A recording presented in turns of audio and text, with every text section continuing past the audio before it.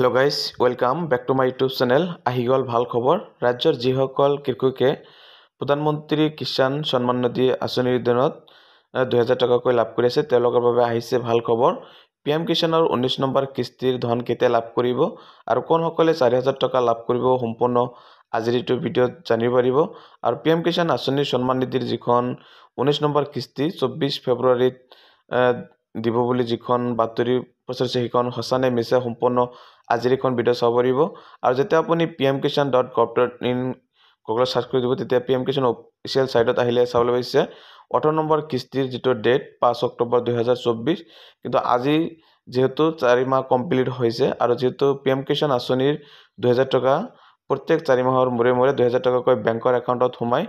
আৰু ইয়াত চাবলৈ পাইছে যিখন অফিচিয়েল পেজত এতিয়ালৈকে কোনো ধৰণৰ আপডেট অহা নাই।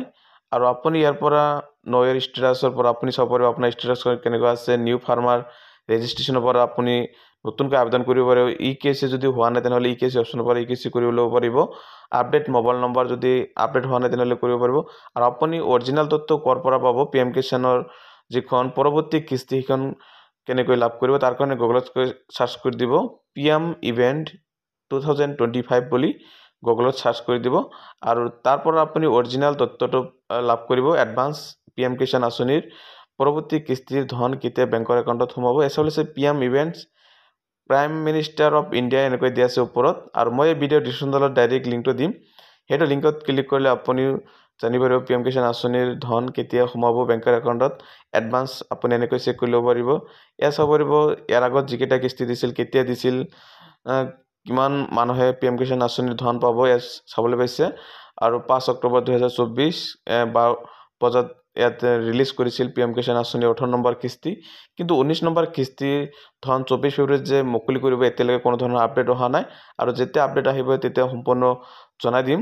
আৰু PM কিষাণ আঁচনি যিসকলে 18 নম্বৰ কিস্তিটো আগত পোৱা নাই বা তেওঁলোকে এতিয়া 4000 টকা পাব। 18 আৰু 19 নম্বৰ কিস্তি ধনটো তেওঁলোকৰহে একাউণ্টত সোমাব যদি সকলোবিলাক ঠিকে আছে। আৰু যিসকলৰ আগত পাইছিল তেওঁলোকে এতিয়া 2000 টকা লাভ কৰিব। জাষ্ট 19 নম্বৰ কিস্তিৰ ধনটো তেওঁলোকৰ বেংকৰ একাউণ্টত সোমাই যাব।